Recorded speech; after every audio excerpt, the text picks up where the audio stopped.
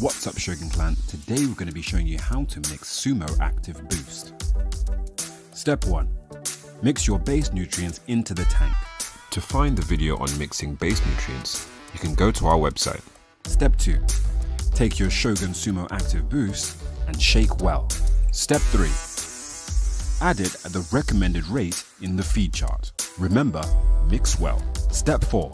Lastly, measure your pH and you're now good to go.